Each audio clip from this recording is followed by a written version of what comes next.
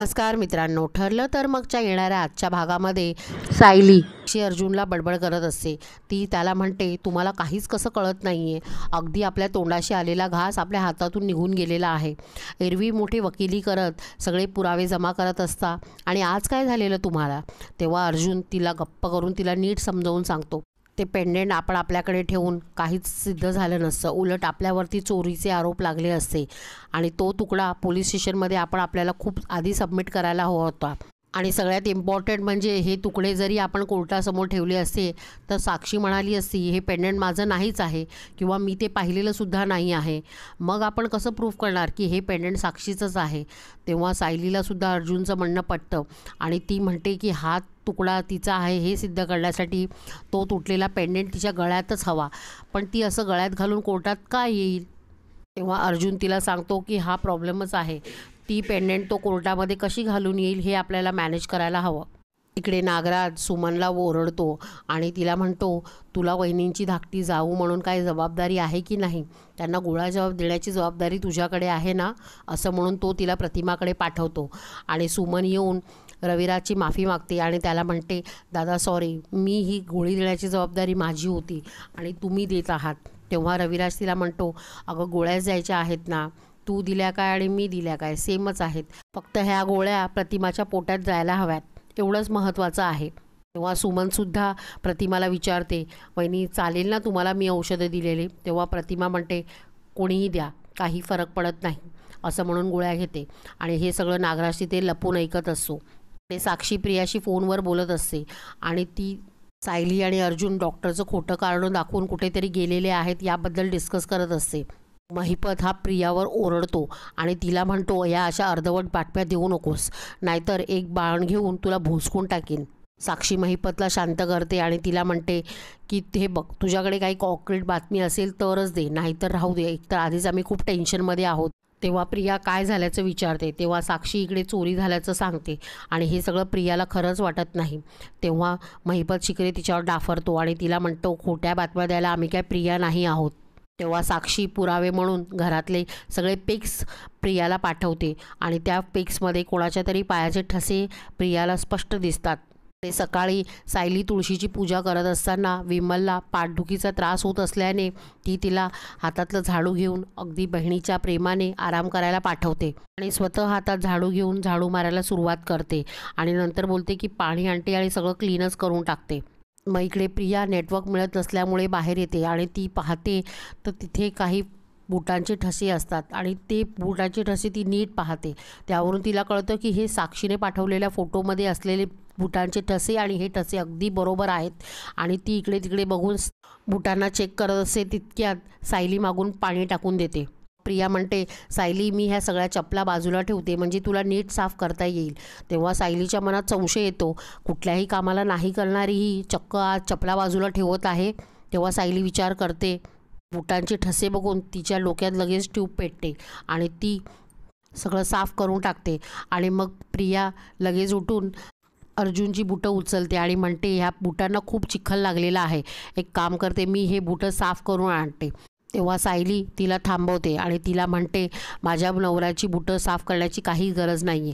आणि असं म्हणून ती तिच्याकडून बुटं हिसकावून घेते. तरी पण प्रिया हट्ट करत असते. तेव्हा ती तिला म्हणते की तुला साफच करायची असतील ना, इतर चपला साफ कर. माझ्या नवऱ्याच्या चपलांना हात लावलेलं त्यांनाही आवडणार नाही आणि मलाही आवडणार नाही. आणि प्रियाला ती आतमध्ये किचनमध्ये जाऊन भाज्या कापण्यासाठी जायला सांगते. तेव्हा प्रिया मला महत्त्वाचा कॉल आलेला आहे असा बहाणा करून आतमध्ये निघून जाते. सायली एकही क्षण वाया न घालवता ती बुटं घेते आणि अर्जुनच्या खोलीमध्ये जाऊन बाथरूममध्ये लपवून टाकते. अर्जुन तिला विचारतो काय झालं काय झालं, पण ती काही न सांगता बाहेर जाते.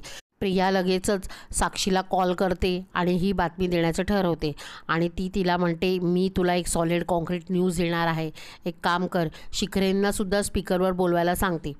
आणि ती साक्षीला सांगते, तू जो काल फोटो पाठवलेलास ना तो मी नीट पाहिला आणि त्या फोटोमध्ये असलेले बुटांचे ठसे तसेच ठसे आमच्या घराच्या बाहेर उमटलेले होते आणि ते दुसरे तिसरे कोणाचे नसून अर्जुनच्याच बुटाचे होते असं ती तिला सांगते. आणि तुमच्या घरी चोरी करणारा चोर हा अर्जुनच आहे. सायली इथे विचार करत असते आणि प्रियाचं नक्की काय चाललेलं आहे हे बघण्यासाठी ती तिच्यासाठी मुद्दामून कॉफी घेऊन जाते. इकडे प्रिया फोनवर महिपत आणि साक्षीशी बोलत असते तेव्हा महिपत तिच्यावर ओरडतो आणि तिला म्हणतो, ए चिचुंद्रे, ही जर माहिती खोटी निघाली ना तर मी तुला सोडणार नाही. तर ती म्हणते, खरं मी सांगते, एक काम करा तुम्ही आणि पत्ताच्या आत्ता पोलिसात जा आणि त्यांना सांगा तुमच्या घरी आलेला चोर हा अर्जुनच होता. तेव्हा शिखरे तिच्यावरच ओरडतो आणि तिला म्हणतो, माझ्या घरात चोरी झाली आहे हे तक मी पोलिसांना सांगितलेलं नाही आणि मी आता हे कुठे जाऊ पोलिसांना सांगायला. सगळं डिस्कशन चालू असताना सायली तिथे उभी असते आणि तिला बरोबर कळते की ही नक्की शिखरेशी बोलत आहे आणि असंच करून ही इकडच्या सगळ्या बातम्या तिकडे देते. इकडे बोलता बोलता प्रियाचं लक्ष सायलीवर जाते आणि ती फोन ठेवते. तेव्हा सायली आतमध्ये येऊन तिला कॉफी देते आणि म्हणते, कोणाशी बोलत होतीस?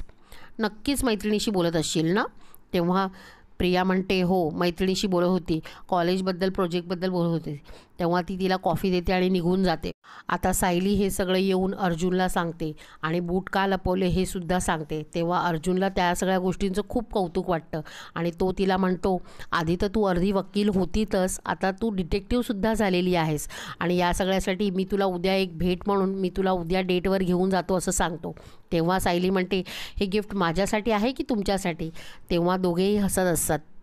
प्रिया मात्र हे सगळं बाहेर उभी राहून ऐकत असते आणि आता हे बाहेर कुठे जाणार याचं टेन्शन ती घेऊन बसलेली असते. ती म्हणते की आधीच ही मला कॉफी द्यायला आलेली तेव्हाच मला कळलेलं हे दोघं आता बाहेर कुठेतरी जाऊन काहीतरी पुरावा शोधून आणतील असा विचारच करत असते. इथे दामिनीला भेटायला शिखरे जातो आणि तिला म्हणतो, तुम्ही इथे AC मध्ये बसलेले आहात, आम्हाला इथे घाम फुटलेला आहे, आता ही पुढे कशी लढाई लढायची ते सांगा मला. तेव्हा दामिनी त्याला शांत करते आणि त्याला एक पाण्याचा ग्लास देते. पाण्याचा ग्लास तो जोरात टेबलावर आपटतो आणि तिला म्हणतो, माझ्या घरी आलेला चोरी करणारा जो आहे तो अर्जुन सुभेदारच होता असं त्या प्रियाचं म्हणणं आहे, हे आता खरं की खोटं? तेव्हा दामिनी त्याला म्हणते, अशा वेळेस नॉर्मल लोक पोलीस स्टेशनमध्ये जातात. तेव्हा शिखरे म्हणतो, मी नॉर्मल नाही आहे आणि माझा धंदासुद्धा नॉर्मल नाही आहे असं म्हणून तो आरडाओरडा करत असतो. तेव्हा दामिनी त्याला शांत करते, दरवेळेस घोड्यावर बसून येतं ना त्यामुळे असा हा प्रॉब्लेम होतो. आता तो आपण हे सगळं करायचं नाही, यावेळेस आपण माइंड गेम खेळायचा. तेव्हा शिखरे म्हणतो, हा माइंड गेम जेव्हा त्या हरीशच्या मर्डरच्या वेळेस असाच खेळलेलास ना?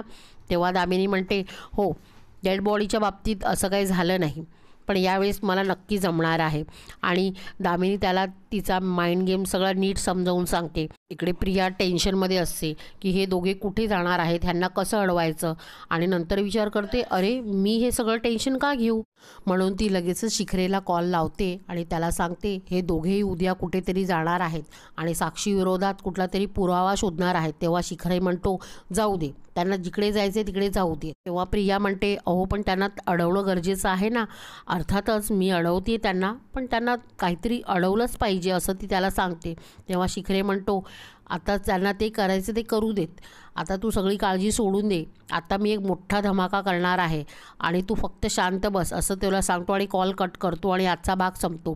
पुढच्या भागामध्ये सायली आणि अर्जुन छान रोमॅन्टिक मूडमध्ये असतात आणि ती अर्जुनला सांगते की आपल्या भविष्याबद्दल आपल्याला विचार करायला हवा, म्हणजे आपल्या बाळाबद्दल विचार करायचा. ह्या गोष्टीने अर्जुन खूप आनंदी होतो. इकडे सोहम दामिनीने अर्जंट कोर्टामध्ये हेअरिंग मागवली आहे असं सांगतो.